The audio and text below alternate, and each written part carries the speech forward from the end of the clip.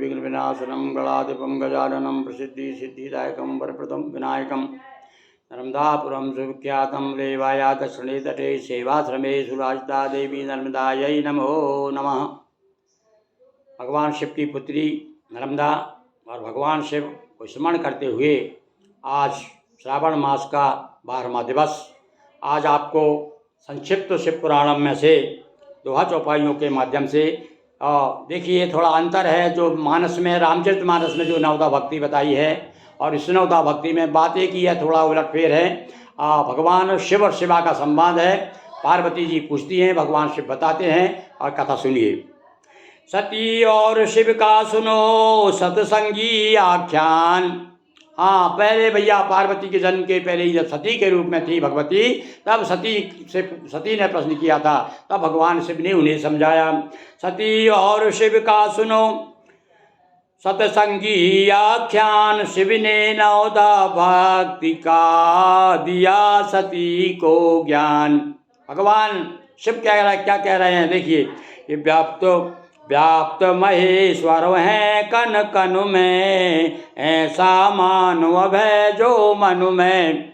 जो भगवान शिव तो भैया कण कण में व्याप्त है, और जिसने ऐसी भावना हो गई है, केवल मुँह से नहीं है, वैसे कहते रहते सिया राम में सब जग जानी, पर ये भावना जब हमारे मन में आ जाए तो निश्चित रूप से मनुष्य निर्भय हो जाता है।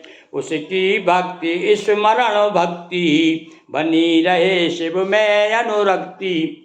और यहाँ पर भैया बताया गया ये पहली भक्ति क्या, स्मरण। मैंने बताया ना, सुमरन करो भैया, सुमरन करो सुमरन करो। क्यों, क्या होगा सुमरन करने से? शुभ आने अच्छा, मरण आने मौत। तो सुमरन करने से क्या होता है कि मौत भी अच्छी होती है, पता ही नहीं चलता। किस प्रकार से जिस प्रकार से बताया, जैसे बाली की मौत हुई थी, कि जिस प्रकार से हाथी के सूंड में से यदि वो माला गिर जाए तो हाथी को पता ही नहीं चलता। इसी प्रकार से आदमी की कब मौत हो जाए, तो ये कब होती पर ऐसी मौत? इतना सुमरन करने से सुमरन कब होता है? जब भगवान शिव विशेष कृपा करते हैं। इसलिए भगवान का स्मरण करते रहना चाहिए। अब प्रश्न उठता है भाई, बार बार सभी लोग कहते हैं सुमरन करो सुमरन, कहाँ से सुमरन करें भाई? हम अपने बाल बच्चे पालें कि तुम्हारा ये आपके जो प्रवचन चल रहे हैं उन पर पीछे पड़ जाए पागल बन के? तो हमारे ऐसे लोगों के लिए, हम जैसे ग्रस्त लोगों के लिए एक सरल उपाय बता दिया है कि भावो को भावो वन ख्यालसहु, नाम जपत मंगल दिशि दस। अच्छे मन से, बुरे मन से, आलस से, क्रोध में, कैसे भी आपके मन भगवान का नाम निकलना चाहिए। तो ऐसा क्यों भाई? तो ऐसा करते करते करते भगवान के प्रति फिर प्रेम बढ़ जाएगा। पहले तो शुरू में तो बच्चे को बार बार लिखवाना पड़ता है ना, स्लेट पर अभ्यास करवाना पड़ता है, तब उसको आदत हो जाती है। तो ये मन भी बालक जैसा ही है, ये बड़ा चंचल का है, इसको जैसा बालक का स्वभाव होता है। तो इसलिए कहा कि भैया कैसे भी सुमरन करते रहो। तो यहाँ बता रहे हैं कि पहला स्मरण भक्ति है। और इससे क्या होता है? स्मरण भक्ति से भगवान के प्रति अनुरक्ति बढ़ती है। स्मरण करते करते, सुमरन करते करते विशेष प्रेम बढ़ जाता है। वही हृदय स्नेह विशेष स्नेह बढ़ जाता है, हृदय में भगवान आ जाते हैं। तो चरणों में हो संतत ध्याना, और सेवन भक्ति कहें विद्वाना। यहाँ कुछ भक्ति के नाम बता दिए अलग अलग, जैसे पहली स्मरण भक्ति, फिर सेवन भक्ति। अब सेवन भक्ति में क्या है कि जो हमेशा भगवान के चरणों का ध्यान करता रहता है।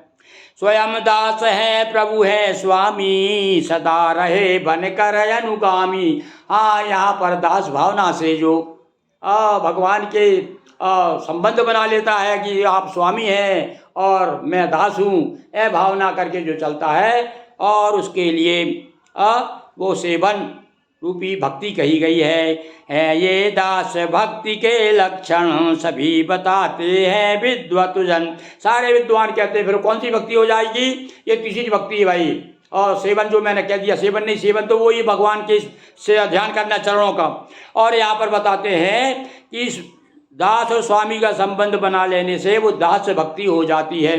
तो क्या पहली कौन सी हो गई? स्मरण भक्ति, सेवन भक्ति, दास भक्ति। देखिए अलग अलग विद्वानों ने अलग अलग भक्ति के भेद बताए हैं। यथाशक्ति षोडोपचार से पूजन अर्चन सदा प्यार से, प्रभु को ही सब करें समर्पण, उसका नाम भक्ति है अर्चन। हाँ, अब एक नया नाम दे दिया, अर्चन भक्ति। अर्चन भक्ति बताई कैसा है कि जो अपो सीधा सा अर्थ है कि जो सब तरह से भगवान को, अपने आप को भगवान के सामने समर्पण कर देता है।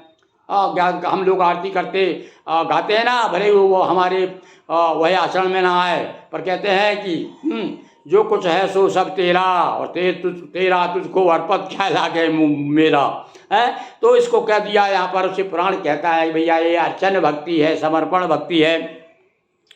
मन से ध्यान वचन उच्चारण, झुक झुक नमन यही है बंधन, होवे मंगल या कि अमंगल, समझे भक्त सभी को मंगल। हाँ, विश्व अलग अलग भैया भक्तों के लक्षण बताए हैं कि कैसी भी स्थिति हो, गीता भी यही बात कहती है कि चाहे सुख में आए चाहे दुख हो।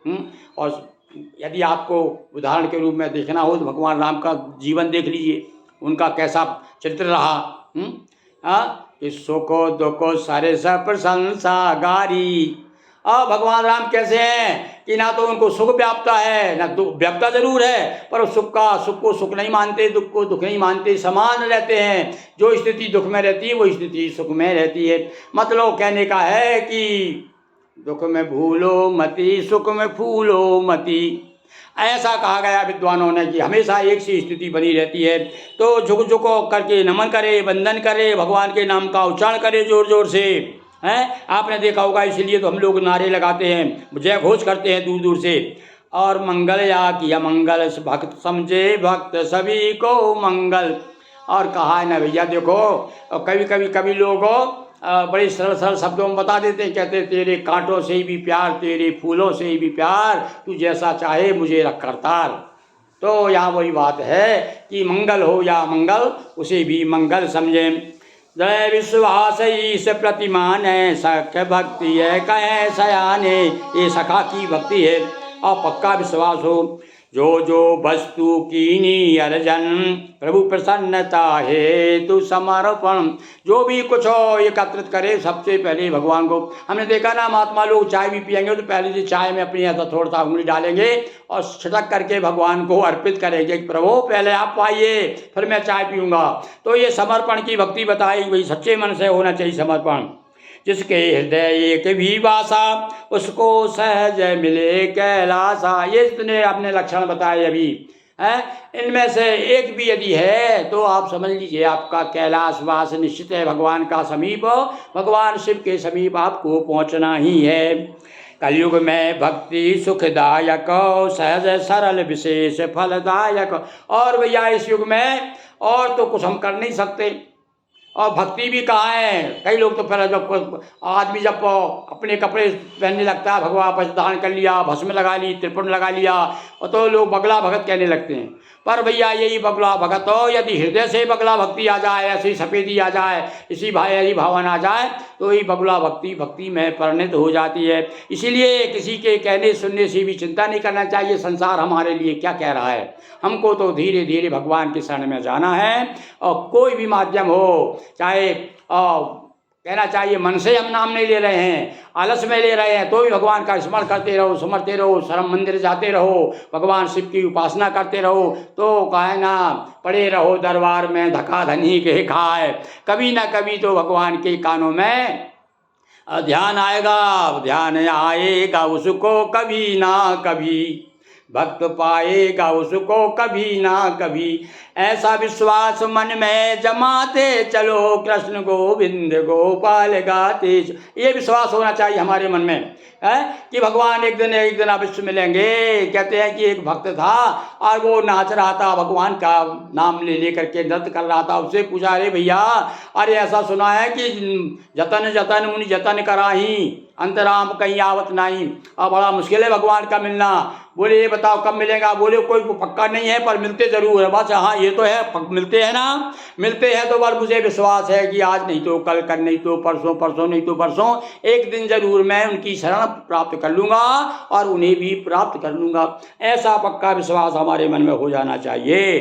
तो ज्ञान विराग कठिन है साधन, अतः भक्ति युक्त हो आराधन, तो केवल भक्ति ही एक कलयुग में, और कलयुग यानी हमारा ये जो वर्तमान युग है, इस समय हम आपको हमारे सामने बैठे हैं और हम आपके सामने, वो भगवान के चरणों में भगवान से आज आप भी प्रार्थना करिए और हम भी प्रार्थना करते हैं, हे प्रभु, और केवल हमारे मुँह मुना बोला करें, हमारे हृदय से भी आपके प्रति जो है शरणपन्नता आना चाहिए।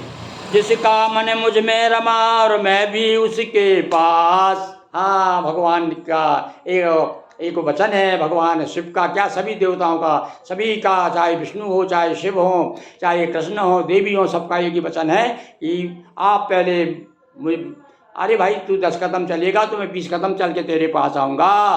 तो भगवान, यही शिव भगवान कह रहे हैं कि जिसका मन मुझ में रमा मैं भी उसके पास, सदा भक्त के वश रहूं बड़ा भक्ति का पाश। भक्ति का बंधन बता दिया भगवान का है, इस बंधन में जिसने मुझे बांध लिया मैं तो उसके सामने। और आप जानते हैं कि ताई अहीर की छोरियाँ छछियावर छात पे नाच नचावे, तो ये क्या है, भक्ति का बंधन तो है ही कि कैसे आकर के भगवान जो है अहीर की छोरियों के सामने आकर के नाच रहे हैं, कान पकड़ पकड़ के माफ़ी मांग रहे हैं।